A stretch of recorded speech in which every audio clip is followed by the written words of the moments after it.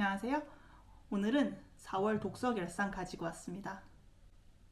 저는 이번에 총 8권의 책을 읽었고요. 그 중에서 한 권은 사회과학서, 그리고 또 한 권은 에세이를 제외한 나머지 6권은 전부 소설을 읽었습니다. 먼저 첫 번째 책인데요. 첫 번째 책은 셔기 베인 더글러스 스튜어트입니다. 더글러스 스튜어트 작가의 셔기 베인은 스코틀랜드의 한 탄광촌을 배경으로 하고 있는데요. 일단 아동학대에 관한 내용이다 보니까 그런 내용이 굉장히 민감하신 분들이면 조금 불편하실 수도 있을 것 같아요. 일단 아름다움을 굉장히 욕망하고 자신이 그런 욕망을 절대 숨기지 않는 그런 애그니스는 두 번의 결혼을 통해서 찬란했던 정말 아름다웠던 과거를 뒤로하고 점점 이렇게 내리막길을 걷고 있는 그런 인물입니다. 자식들도 돌보지 않고 가정을 돌보지 않는 두 번째 남편 셔을 만나면서 애그니스가 술에 손을 대기 시작을 해요. 애그니스도 셔도 아이들을 돌보지 않습니다. 3남매의 막내인 셔기가 가장 큰 피해자일 수 있을 것 같은데요. 셔기는 자신이 노력해서 엄마와 환경을 바꿀 수 있다고 생각하지만 이 어린 아이가 바꿀 수 있는 건 아무것도 없죠. 그런 방치에 가까운 학대에서 자란 셔기의 성장 과정을 보여주는 소설인데요. 일단은 이 소설은 그 셔기의 외로움과 그런 고통들이 너무 생생하게 느껴져서 그 부분에 있어서 굉장히 괴로운 독서를 했다라고 볼 수 있는데요. 이 셔기의 주변에 좋은 어른이 있었더라면 어땠을까? 학교를 가지 않을 때 선생님들이 조금 더 셔기를 챙겼으면 어땠을까? 혹은 주변에 이웃들이 셔기가 방치되어 있을 때 조금 돌봤으면 어땠을까? 특히나 이 셔기라는 인물은 성정체성의 혼란을 겪고 있는 친구이기 때문에 굉장히 좀 태도나 이런 것들로 인해서 왕따를 당하기도 하고 좀 따돌림을 당하는 친구인데 그런 것들을 조금 바로잡아 줄 수 있는 그런 주변에 어른이 있었으면 어땠을까라는 생각이 참 아쉽고 그렇게 생각을 하다 보니 나는 과연 이 사회에서 어떤 어른이지 않나 내가 지금 어떤 어른인가도 한번 생각을 하게 해주는 그런 책입니다. 일단은 감정적인 소모가 굉장히 큰 책이기 때문에 조금 그런 좀 감정적으로 힘든 상태다라고 하시는 분들한테는 이 책을 좀 추천하지는 않아요. 분량도 꽤 있는 편이고요. 하지만 이게 2020년도에 부커상을 받기도 했고 한나 야나기하라의 리틀 라이프를 정말 재밌게 읽으셨다면 이 책도 좋아하시지 않을까 싶습니다. 그 인물들을 굉장히 입체적으로 보여준다는 점에서 저는 셔기 베인들의 절대 악역이 없어요. 다 조금씩 이해가 돼요. 여러 가지 다각도에서 생각을 해볼 수 있게 해주는 책이었습니다. 두 번째 책은 요네자와 호노부의 추상호 단장입니다. 추상호 단장은 큰아버지의 고서점 헌책방에서 일하고 있는 주인공 요시미치가 5편의 소설을 찾는 내용입니다. 한 여자가 어느 날 자신의 아버지가 과거에 쓴 소설 5편을 찾아달라는 의뢰를 해요. 그러면서 이제 돈을 제시한 거죠. 사례금을. 그래서 이 사례금을 위해서 처음에는 이 소설 찾기를 시작을 합니다. 근데 이 5편의 소설은 리들 스토리, 그러니까 결말이 정해져 있지 않은, 결말을 밝히지 않는 5편의 소설인데요. 근데 이 5편의 소설은 이 여자 가족들이 겪었던 과거의 한 사건과 관련이 되어 있었습니다. 그래서 이 소설들을 찾아가고 그리고 이제 아버지가 숨겨놓았던 5편의 결말들과 이렇게 소설을 맞춰가면서 과거의 사건의 전말이 밝혀지는 그런 내용이에요. 이 전체적인 추상호 단장이라는 책도 리들 스토리로 결말을 정확하게 명확하게 밝히지 않아요. 그런 부분도 정말 짜임새가 너무 재미있다라는 생각이 들어서 좋았던 책입니다. 네, 세 번째 책은 소준철 작가의 가난의 문법입니다. 평범한 사람이 특별한 잘못을 하지 않았는데도 가난해질 수 있다는 걸 보면서 조금 충격을 받은 책이기도 해요. 45년생 윤영자라는 가상의 인물이 있는데요. 이분들은 이제 이 45년생 평균적인 삶의 모습들을 대충 평균을 잡고 가상의 인물을 만들어낸 거죠. 근데 이분은 재활용품 수집을 하고 있는데 이분의 삶의 궤적을 보면 굉장히 평범했습니다. 열심히 사셨고 그냥 때로는 이런 사업도 해보고 혹은 슈퍼도 해보고 이런 식으로 살고 있는데 어느 정도 성인이 되고 나서 이 도시가 개발이 되는데 북아현동이라는 도시에서 살고 계신 분이라고 이제 가정되어 있는데 도시가 재개발이 되기 전에 이제 자기가 집도 하나 가지고 계시고 굉장히 평범하게 사셨던 분이었어요. 하지만 자식들이 엄마 내가 IMF를 겪으면서 제가 무슨 일이 있어서 그런데 도와주세요. 제가 사업을 하게 도와주세요. 직장을 잃었으니 이런 상황이 펼쳐졌을 때 이분들은 집을 팔고 자신들은 전세로 가면서 이 자식들을 지원해주고 하지만 이 여러 자식들은 똑같이 지원받지 못했다고 생각하기 때문에 엄마하고 연을 끊고 사는 자식도 있고요. 그런 식으로 살다 보니까 같이 같은 이웃이었던 다른 친구는 재개발이 되고 정말 굉장히 자산가까지는 아니지만 좀 그래도 노후에 사는데 크게 문제가 없는 사람도 있는 반면에 이 윤영자 씨는 노후가 되어서 자신이 일을 해야 하는 상황이 되었고, 그나마도 어떤 지원을 받기에는 부양가족도 있고, 그렇기 때문에 자신의 부양해줄 가족이 있다고 생각하기 때문에 기초생활수급자가 되지도 못하면서 어쨌거나 자신이 쓸 돈은 없기 때문에 용돈벌이라도 해야 하는 그런 인물인데요. 그분이 아무래도 일을 할 때 시간적인 제약, 건강적인 제약, 여러 가지 제약들이 있다 보니까 가장 접근성이 쉬운 재활용품 수집이라는 일을 하게 됩니다. 이 책을 읽으면서 정말 평범하게 살아왔고 우리 주변의 인물이고 당장 나도 어떤 선택에 의해서 똑같은 일이지만 어떻게 변할지 모른다는 그런 공포감도 조금 다가오기도 했고요.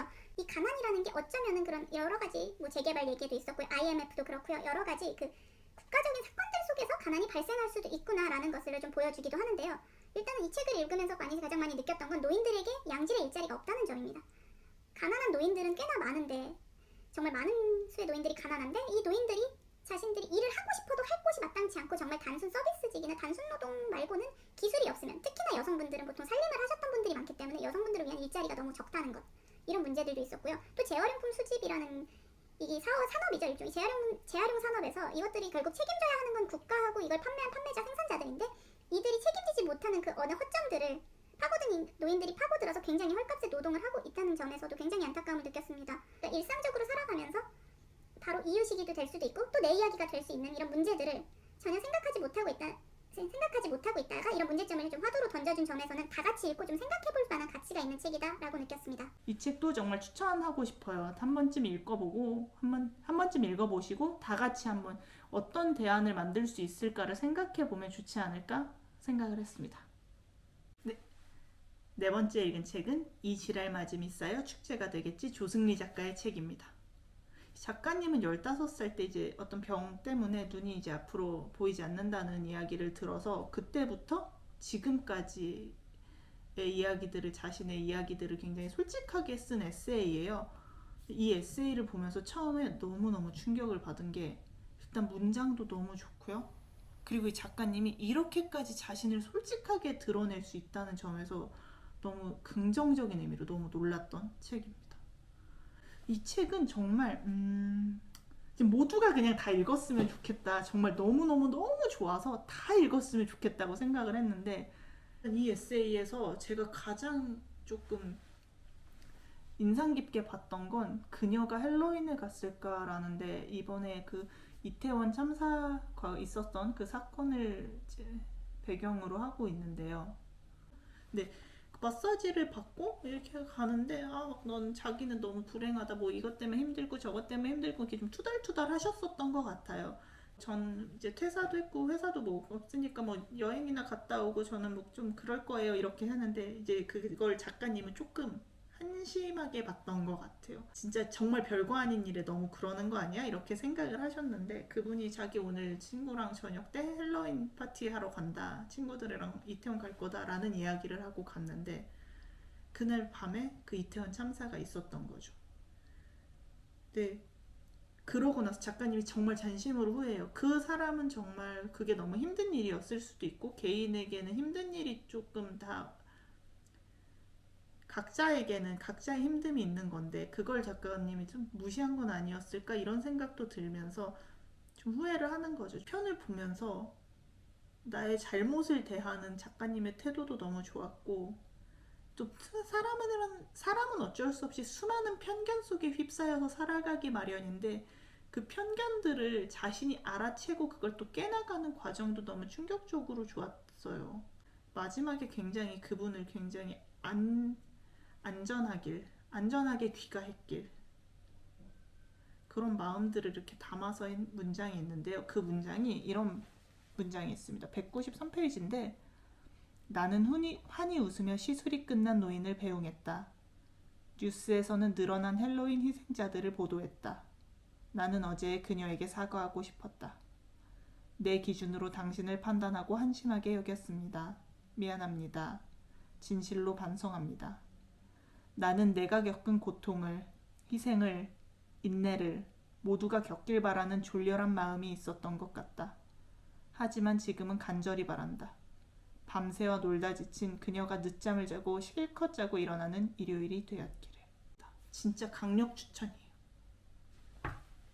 네, 다섯 번째 책은 무라타 사야카의 멀리 갈 수 있는 배인데요. 사실 제가 이 책은 크게 많은 정보를 가지고 뽑은 건 아니었고 이게 들은 건 아니었고요. 이게 편의점 인간을 썼던 작가가 쓴 책이라고 해서 한번 읽어봐야지 하고 이제 읽어서 들고 왔는데, 이거는 성 정체성을 고민하는 세 명의 여자를 중심으로 이야기를 펼쳐나가는데요. 리오라는 인물이 나오는데요. 그러니까 자기가 남자가 되고 싶은 건지 아니면 자기는 여자여도 상관은 없어. 근데 남자가 되고 싶지도 않고 여자가 되고 싶지도 않아. 그러니까 무성으로 자신을 그러니까 규정해야 하는 건지를 고민하는 인물인 리오가 있고요. 두 번째는 자신을 그냥 지구라는 그냥 별의 한 조각이라고 생각하는 여자가 나와요. 치카코가 나오는데, 이 치카코는 그러니까 자기는 생명체라고 별로 느끼지 못해요. 그냥 정말 물질로서 나는 그냥 한 존재하는 물질이다. 근데 내가 인간이 될 수 있을까? 인간처럼 사랑을 하고 뭔가 그런 걸 할 수 있을까를 고민하는 치카코라는 인물도 나오고요. 또 세 번째는 정말 여성성을 정말 중요시하고 강조하고 자신의 아름다움이 너무너무 지키고 싶은 그런 친구까지 해서 츠바키, 이렇게 세 명의 여자가 한 독서실에서 만나서 각자의 고민을 해나가고 또 자신을 탐구해 나가는 그런 내용입니다. 이 작가님의 책은 전반적으로 제가 항상 생각하지 못했던 주제들을 많이 던져준다는 점에서는 좋지만 100% 공감하기는 솔직히 어렵다. 정욕이라는 소설도 있었는데 약간 조금 어려울 수 있는 얘기, 난할 수 있는 얘기를 굉장히 화두로 잘 꺼낸다는 점에서는 조금 우리나라랑은 조금 결이 다른 부분이 있구나라는 걸 지금 가끔 이런 책들을 만날 때마다 느끼기도 합니다. 여섯 번째 소설은 이소호 작가님의 나의 미치광이 이웃입니다. 근미래를 배경으로 하고 있는데 기후위기가 있었고 그로 인해서 식량위기가 찾아온 세계예요. 그러다 보니까 예술은 또 굉장히 사치로 다가오게 되고 그러면서 예술품이 많이 파괴되는 문화폭동이 있었어요. 그것들이 다 지나가고 난 세계관이 있는데 이 세계에서 주인공은 과거에 자신의 작품을 창작하는 예술인이 아니라 과거에 빈센트 반 고흐라든지 프리다 칼로라든지 이런 이제 과거의 대가들의 작품을 이제 다시 재현하는 거죠. 미디어 아트로 복원하는 그런 일을 하고 있는 예술가인데요. 이 사람이 베를린에서 유리가 전시를 하게 되고 주인공이 과거에 자신이 있었던 이제 학교에서 있었던 일들이 떠오르면서 자신이 베를린에서 유학을 했었기 때문에 생각을 하면서 그때 자신이 정말 질투하고 자신이 그렇게 되길 선망했던 그런 미아를 찾게 됩니다. 무언가를 끊임없이 창작하고 싶어하는 그 예술인들의 욕망이라든지 자신의 뭔가 작품을 만들고 싶은 욕망, 자신의 세계를 구축하고 싶은 욕망과 함께 내가 가지지 못한 재능을 막 굉장히 부러워하고 질투하는 그런 마음들, 그런 것들을 굉장히 잘 표현했는데 이 예술과의 고뇌, 질투, 그리고 재능과 환경에 무엇이 더 중요할까, 이런 것들을 좀 생각해 보게 하는 책이었습니다. 이소호 작가님을 처음 만났고 이 작가님을 계속해서 따라가면서 읽지 않을까 하는 생각이 들었습니다. 이 책도 너무 좋았어요. 추천입니다. 네, 일곱 번째 책은 이반 일리치의 죽음입니다. 톨스토이 작가고요. 사회적으로 성공한 이반 일리치라는 인물의 죽음을 받아들이는 과정을 보여주면서 과연 우리 삶에서 중요한 가치는 무엇인지, 우리 삶에 정말 필요한 건 무엇인지 그런 것들을 이야기하고 생각해보게 하는 책입니다. 이 이반 일리치는 처음에 법률학교를 나오고 유년기 잘 보내고 학교까진 괜찮습니다. 근데 이제 사교계에 데뷔를 하고 와냐를 만나서 결혼을 했지만 가정을 막 잘 돌보는 스타일은 아니었어요. 가정보다는 자신의 즐거움이 좀 우선시 되었고요. 그리고 가정에 이제 소홀하다 보면 아이도 낳고 했지만 그런 아이들 육아 이런 것들보다는 어딘가 와이프랑 자꾸 부딪히고 하는데 사교계 평판 때문에 내가 이혼은 할 수 없지만 어딘가 도피는 해야겠고, 그러다 보니까 일을 굉장히 열심히 하는 완전 워커홀릭 인물이었던 거죠. 가족들도 이반 일리치의 죽음에 굉장히 죽어가는 과정을 굉장히 좀 어떻게 보면 냉정할 정도로 외면해요. 그렇다고 해서 회사에서도 자신의 일터에서도 이 사람이 굉장히 안타까워하냐? 그렇지 않다는 거죠. 그렇다면 우리가 우선순위에 두고 사는 게 무엇이 되어야 했을까를 이반 일리치의 삶을 돌아보면서 우리도 죽음이 삶에 이렇게 항상 맞닿아 있는 건데 완전히 이게 반대되는 개념이 아닌데 항상 죽음은 나의 일이 아닌 걸로 치부를 하잖아요. 근데 이런 책을 읽고 나면 내가 죽었을 때 과연 후회하지 않으려면 어떤 삶을 살아야 할까를 생각해 보게 해주는 책이었습니다. 근데 마지막은 4월의 어느 맑은 아침에 100%의 여자를 만나는 것에 대하여 무라카미 하루키의 소설집이에요. 이 소설집은 18편의 소설이 들어가 있고요.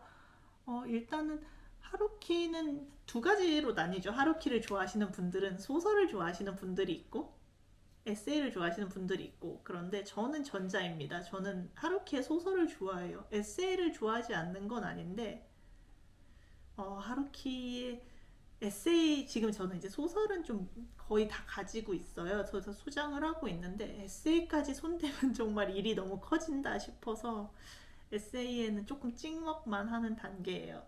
근데 하루키 소설의 정수다. 이 책을 꼭 읽어라는 솔직히 아닌데, 하루키 스타일이 도대체 뭔데? 하루키 왜 좋아하는데? 하루키가 도대체 어떤 글을 쓰는데? 라는 걸 알고 싶은데, 특히 하루키가 어떤 소설을 쓰는데가 궁금하시다면 이 소설집이 굉장히 한 편이 엄청나게 짧은 소설이니까 그냥 이렇게 한번 몇 편 휙휙 보면서 나랑 맞는지 안 맞는지 한번 이렇게 보기엔 좋지 않을까 싶습니다. 지금까지 4월 독서 결산이었고요. 5월에는 더 재미있는 책 이야기로 돌아오겠습니다. 안녕.